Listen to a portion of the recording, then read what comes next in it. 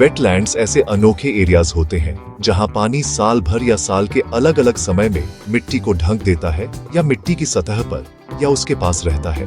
ये असल में पानी से भरी जमीनें हैं जो एक अलग इकोसिस्टम बनाती हैं, जो न तो पूरी तरह से जमीन है और न ही पूरी तरह से पानी। इन एरियाज में मार्शेस, स्वैम्प्स और बोग्स शामिल हैं और ये हमारे एनवायरनमेंट में एक बहुत ही इम्पोर्टेंट रोल निभाते हैं।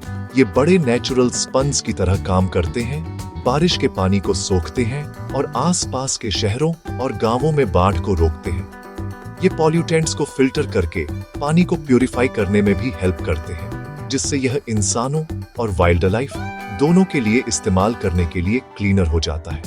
ये इकोसिस्टम लाइफ से भरे हुए हैं, जो प्लांट्स और एनिमल्स की एक रिच बायोडाइवर्सिटी को सपोर्ट करते हैं, जिन्होंने इस पानी वाली दुनिया के लिए खुद को अडेप्ट कर लिया है। कश्मीर की खूबसूरत वैली में वेटलैंड्स का और भी गहरा सिग्निफिकेंस है।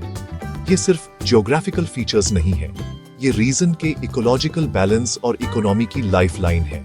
सदियों से इन वेटलैंड्स ने लोकल कम्युनिटीज को इरिगेशन के लिए पानी, खाने के लिए फिश और लाइवस्टॉक के लिए चारा जैसे रिसोर्स प्रोवाइड करके सपोर्ट किया है।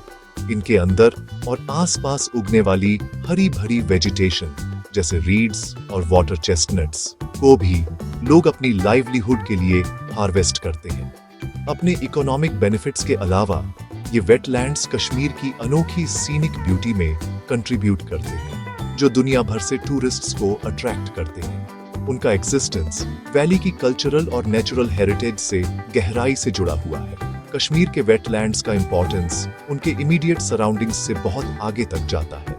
वे पूरे रीजन के हाइड्रोलॉजिकल रिजीम को बनाए रखने के लिए क्रिटिकल हैं, ग्राउंड वाटर टेबल को रिचार्ज करते हैं और मेजर रिवर्स और लेक्स में, जिसमें फेमस झेलम रिवर भी शामिल है, पानी का एक स्टेबल फ्लो एंश्योर करते हैं। यह फंक्शन एग्रीकल्चर के लिए वाइटल है, जो कश्मीर की इकोनॉमी का एक कॉर्नर स्टोन है। इन वेटलैंड्स की हेल्थ सीधे तौर पर पूरी वैली के इकोसिस्टम की हेल्थ को इफेक्ट करती है। जब वेटलैंड्स हेल्दी होते हैं तो वे लाइफ के एक वाइब्रेंट वेब को सपोर्ट करते हैं और एसेंशियल सर्विसेज प्रोवाइड करते हैं, जिनसे सभी को बेनिफिट होता है। वे साइलेंट गार्डियंस हैं जो एनवायरनमेंट को स्टेबल और प्रोडक्टिव रखने के लिए लगातार काम करते हैं। अनफॉर्चुनेटली ये कीमती इकोसिस्टम आज कई थ्रेट्स का सामना कर रहे हैं। अर्बनाइजेशन, पॉल्यूशन और एग्रीकल्चरल एक्सपेंशन उन पर बहुत प्रेशर डाल रहे हैं। कई वेटलैंड साइज में सिकुड़ रहे हैं और उनकी वाटर क्वालिटी खराब हो रही है। ये डिग्रेडेशन न केवल उन वाइल्ड लाइफ को नुकसान पहुंचाता है जो उन पर डिपेंड करती है, बल्कि उन ह्यूमन कम्युनिटीज की वेलबीइंग को भी थ्रेटन करता है, जो जनरेशन से इन नेचुरल रिसोर्सेज पर रिलाई करती आई हैं। इन वेटलैंड्स की इमेंस वैल्यू को समझना उनके कंजर्वेशन की दिशा में पहला और सबसे क्रिटिकल स्टेप है। फ्यूचर के लिए इन नेचुरल ट्रेजर्स को प्रोटेक्ट करना एक शेयर्ड रिस्पॉन्सिबिलिटी है। ये एंश्योर करना कि वे कश्मीर वैली में लाइफ और ब्यूटी को सस्टेन करते रहें। कश्मीर को कई वेटलैंड्स का आशीर्वाद मिला है। हर एक अपने नेचुरल क्राउन में एक अनोखा ज्वेल है। सबसे फेमस में हॉकेरसर, हाइगम और शल्लाबुग हैं। हॉकेरसर, जिसे अक्सर वेटलैंड्स की क्वीन कहा जाता है, श्रीनगर से बस कुछ किलोमीटर दूर लोकेटेड है और एक डेजिग्नेटेड रामसर साइट है, जिसका मतलब है कि इसे इंटरनेशनल इंपॉर्टेंस के वेटलैंड के रूप में रिकॉग्नाइज किया गया है। ये माइग्रेटरी बर्ड्स के लिए एक क्रूशियल स्टेजिंग ग्राउंड के रूप में काम करता है। हाइगम, एक और रामसर साइट, पानी और मार्शलैंड का एक बड़ा एक्सपेंस है, जो वाटरफॉल की एक वाइड वैरायटी के लिए एक आइडियल हैबिटेट प्रोवाइड करता है। शल्लाबुग वेटलैंड, जो रामसर लिस्ट में एक रीसेंट एडिशन भी है, एक और सिग्निफिकेंट सैंक्चुअरी है, जो हर साल थाउजेंडों बर्ड्स को होस्ट करता है, जिससे एक शानदार नेचुरल डिस्प्ले बनता है। ये वेटलैंड्स पानी के अलग थलग बॉडीज नहीं हैं, वे एक कॉम्प्लेक्स और इंटरकनेक्टेड नेटवर्क का पार्ट है। वुलर लेक एशिया की सबसे बड़ी फ्रेशवाटर लेक्स में से एक, अपनी शोर्स के साथ विशाल वेटलैंड एरियाज भी रखती है, जो बायोडाइवर्सिटी के लिए वाइटल है। इसी तरह डल लेक, जबकि एक टूरिस्ट डेस्टिनेशन के रूप में फेमस है, उसमें फ्लोटिंग गार्डन्स और मार्शी जॉन हैं, जो छोटे वेटलैंड्स के रूप में फंक्शन करते हैं, जो अनोखे फ्लोरा और फौना को सपोर्ट करते हैं। अन्य उल्लेखनीय वेटलैंड्स में मृगंड और मणिबुग शामिल हैं, जो हालांकि छोटे हैं, वैली के इकोलॉजिकल फैब्रिक में समान रूप से इम्पोर्टेंट रोल निभाते हैं। इनमें से हर एक वेटलैंड का अपना अलग कैरेक्टर है, लेकिन साथ मिलकर वे कश्मीर भर में लाइफ सस्टेनिंग हैबिटेट्स की एक चेन बनाते हैं। कश्मीर का अनोखा ज्योग्राफी और क्लाइमेट इसके वेटलैंड्स को बर्ड्स के लिए खास तौर पर अट्रैक्टिव बनाता है। सेंट्रल एशियन फ्लाईवे के साथ सिचुएटेड बर्ड्स के लिए एक मेजर माइग्रेटरी रूट, वैली एक परफेक्ट स्टॉपओवर पॉइंट ऑफर करती है। वेटलैंड्स बर्ड्स को उनकी लंबी और कठिन जर्नी के दौरान रेस्ट करने, फीड करने और रिफ्यूल करने के लिए एक सेफ और रिसोर्स रिच एनवायरनमेंट प्रोवाइड करते हैं। शैलो वाटर्स में एक्वेटिक प्लांट्स, इंसेक्ट्स और फिश भरपूर होते हैं, जो एक अबंडेंट फूड सप्लाई ऑफर करते हैं। डेंस रीड बेड और मार्शी वेजिटेशन प्रीडेटर्स से शानदार कवर और नेस्टिंग और रूस्टिंग के लिए एक सेफ जगह प्रोवाइड करते हैं, जिससे वे एवियन विजिटर्स के लिए एक आइडियल सैंक्चुअरी बन जाते हैं। इन वेटलैंड्स की प्रेजेंस ही कश्मीर को बर्ड वॉचिंग के लिए एक वर्ल्ड रेनोन्ड डेस्टिनेशन बनाती है। हर सर्दी में ये एरियाज हसलिंग एवियन सिटीज में ट्रांसफॉर्म हो जाते हैं, जो थाउजेंडों बर्ड्स के नजारों और वॉइसों से भरे होते हैं। जम्मू और कश्मीर की गवर्नमेंट उनकी इम्पोर्टेंस को रिकॉग्नाइज करते हुए इनमें से कई वेटलैंड्स को प्रोटेक्टेड रिजर्व के रूप में डिक्लेयर कर चुकी है। यह ऑनऑफिशियल प्रोटेक्शन एरियाज को उनकी बायोडाइवर्सिटी को कंजर्व करने और यह इंश्योर करने में हेल्प करती है कि वे बर्ड्स के लिए हेल्दी हैबिटेट्स बने रहें। ये फेमस वेटलैंड्स सिर्फ मैप पर स्पॉट्स नहीं है, वे वाइब्रेंट लिविंग इकोसिस्टम है जो कश्मीर और दुनिया की नेचुरल हेरिटेज के लिए एसेंशियल है।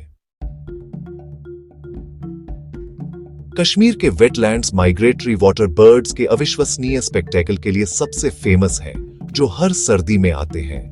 ये बर्ड्स वेटलैंड्स के असली स्टार्स हैं, जो शांत वाटर्स को लाइफ के एक वाइब्रेंट और नॉइजी थिएटर में ट्रांसफॉर्म करते हैं।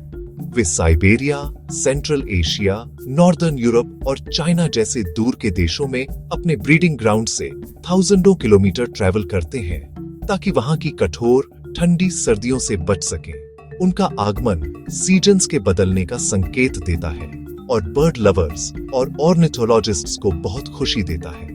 ये एवियन गेस्ट्स कश्मीर के वेटलैंड्स में एक टेम्परेरी होम पाते हैं, जो उन्हें वसंत में अपनी लंबी जर्नी वापस शुरू करने से पहले ठंडे महीनों में जीवित रहने के लिए परफेक्ट कंडीशंस प्रोवाइड करते हैं। इन वेटलैंड्स को अपनी प्रेजेंस से ग्रेस करने वाली प्रोमिनेंट स्पीशीज में northern Pintail, common teal, Mallard और गैडवॉल शामिल हैं। शानदार ग्रेलेग गूज भारत आने वाले गूज में सबसे बड़े फ्लॉकों में देखा जा सकता है।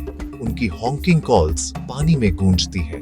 नॉर्दर्न शोवेलर अपनी डिस्टिंक्टिव स्पैचुला शेप्ड बिल के साथ एक और कॉमन विजिटर है, जो खाने के लिए पानी में छानबीन करता है। पिगेंस, पोचार्ड्स और टफ्टेड डक्स भी बड़ी संख्या में आते हैं। हर स्पीशीज बर्ड लाइफ के रिच टैपेस्ट्री में अपना अनोखा रंग और बिहेवियर जोड़ती है। ये बर्ड्स सिर्फ विजिटर्स नहीं हैं, वे सर्दियों के महीनों के दौरान वेटलैंड इकोसिस्टम का एक इंटीग्रल पार्ट है। इन माइग्रेटरी बर्ड्स की लाइफ पूरी तरह से वेटलैंड्स की हेल्थ पर डिपेंड करती है। उनका सर्वाइवल पर्याप्त भोजन और सेफ शेल्टर खोजने पर टिका है। Wetlands aquatic vegetation, seeds, tubers, insects, crustacean और छोटी मछलियों का एक स्मार्ग सबॉर्ड प्रोवाइड करते हैं, जो बर्ड्स के लिए अपनी वापसी यात्रा और ब्रीडिंग के लिए फैट रिजर्व बनाने के लिए एसेंशियल है। Aquatic vegetation, seeds, tubers, insects, crustacean और छोटी मछलियां, घने रीड बेड और मार्शी एरियाज प्रीडेटर्स और ठंडी हवाओं से प्रोटेक्शन ऑफर करते हैं, जिससे बर्ड्स को रेस्ट करने और एनर्जी बचाने की परमिशन मिलती है। वेटलैंड हैबिटेट का कोई भी डिग्रेडेशन, जैसे पॉल्यूशन या वाटर लॉस, बर्ड्स के जीवित रहने की एबिलिटी को सीधे तौर पर इफेक्ट करता है, जिससे उनके कंटिन्यूड एक्सिस्टेंस के लिए कंजर्वेशन एफर्ट्स बिल्कुल क्रिटिकल हो जाते हैं।